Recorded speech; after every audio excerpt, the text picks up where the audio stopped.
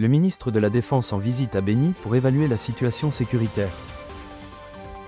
La différence entre le processus de Luanda et celui de Nairobi. L'inspection générale de la police déploie son personnel pour évaluer le respect des droits humains à Kinshasa. Patrick Muyaya contre des attaques aux ressortissants de la communauté Tutsi.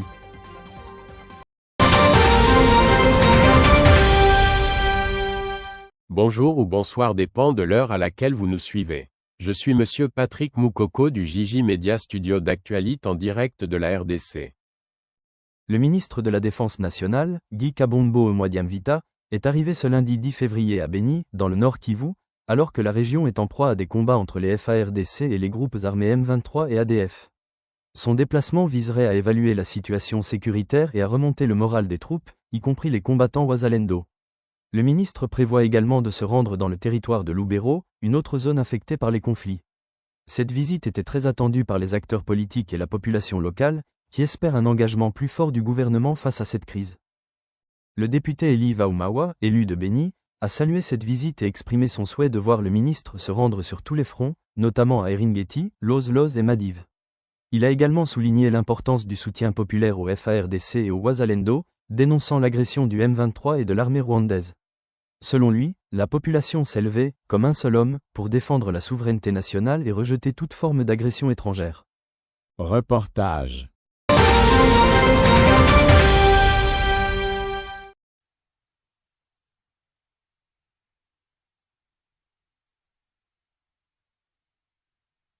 Notre devoir à tous, c'est de défendre l'intégrité de la République démocratique du Congo. Si tous nous sommes engagés, et si nous devons rester vivants, comme je l'ai dit l'autre fois, c'est ici au Congo, pas ailleurs.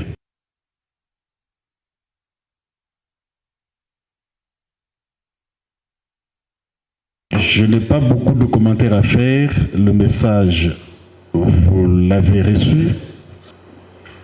Il s'agit de faire ce qu'il faut pour que la province puisse fonctionner. Il faut que chacun de nous se sente directement concerné. Et pour cela, je vous remercie un peu de temps, selon le rapport que vous m'avez donné, de toutes les bonnes initiatives que vous avez entreprises.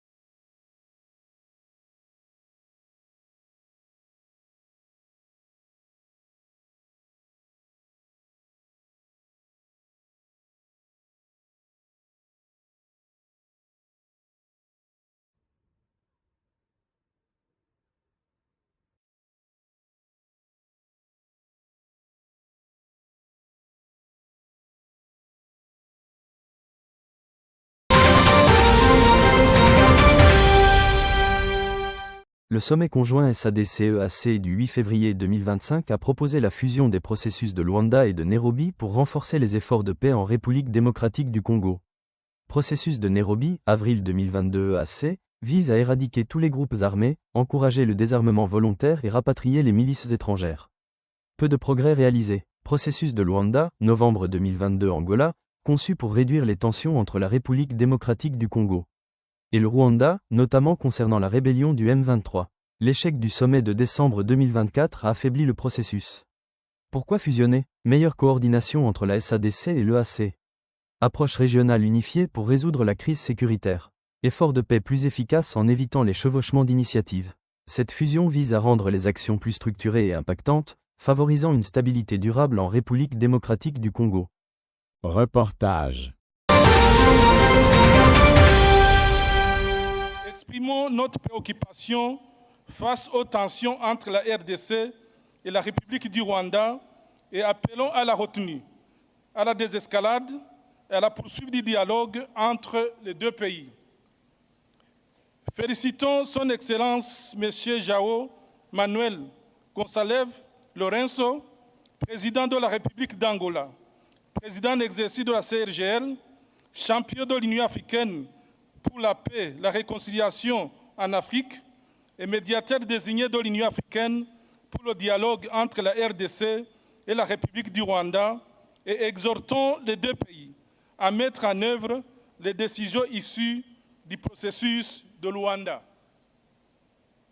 Condamnons l'occupation par le M23 des territoires à l'intérieur de la RDC et appelons à son retrait sur les positions conformément au communiqué de Luanda du 23 novembre 2022 et les décisions du processus de Nairobi et exprimons notre préoccupation face à l'aggravation de la crise sécuritaire dans le reste de la RDC depuis lors, ainsi qu'à ses graves conséquences humanitaires.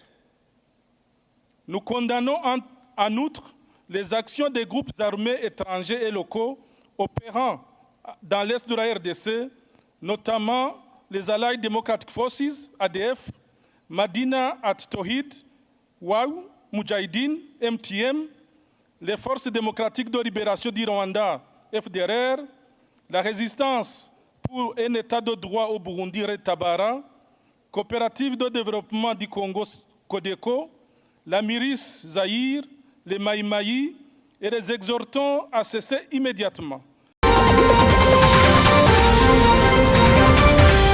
L'Inspection générale de la police, IGP, a déployé, depuis le 10 février, du personnel policier à Kinshasa et dans plusieurs provinces pour évaluer et surveiller le respect des droits humains. Le commissaire divisionnaire principal, Philémon Patience Mouchi Diave, invite les citoyens victimes d'abus policiers à signaler les cas aux unités dédiées.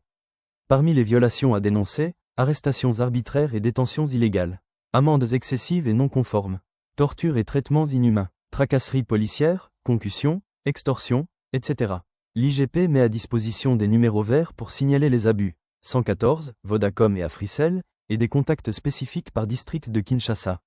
L'inspection félicite les citoyens pour leur dénonciation ayant conduit à l'arrêt de l'opération de remorquage des véhicules à Kinshasa. Reportage.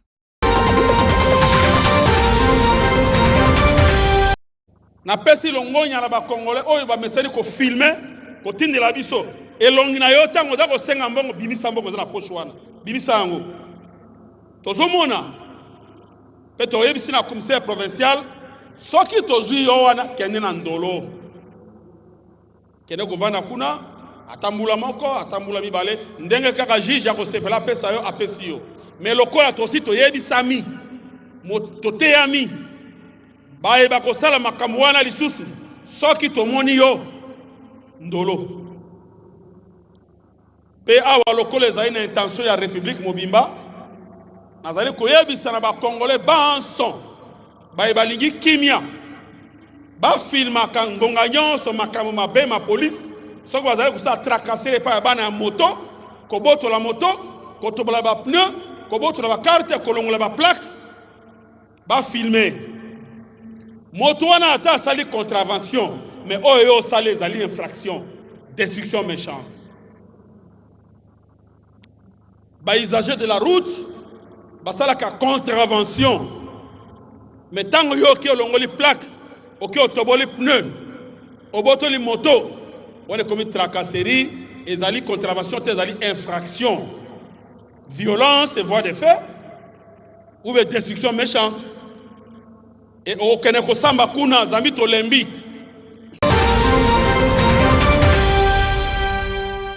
Le ministre de la Communication et Médias, Patrick Muyaya, a appelé les Congolais, le 10 février, à éviter toute violence physique contre la communauté Tutsi. Lors d'un point de presse à Kinshasa, il a dénoncé le faux prétexte de Paul Kagame, qui affirme envahir la République démocratique du Congo pour protéger une prétendue minorité Tutsi. Muyaya a rappelé que la République démocratique du Congo 450 ethnies vivant en harmonie et qu'il n'existe aucun discours de haine dans le pays. Il a cité des personnalités Tutsi occupant des postes clés, comme Alexis Gisaro, ministre des Infrastructures, et Pacifique Massunzu, commandant de la 3e zone de défense, pour démontrer l'absurdité des accusations rwandaises. Le ministre a mis en garde les Congolais contre le piège de Kagame et réaffirmé l'engagement du gouvernement à lutter contre tout discours tribal. Il a enfin appelé à l'unité nationale pour faire face à l'agression rwandaise.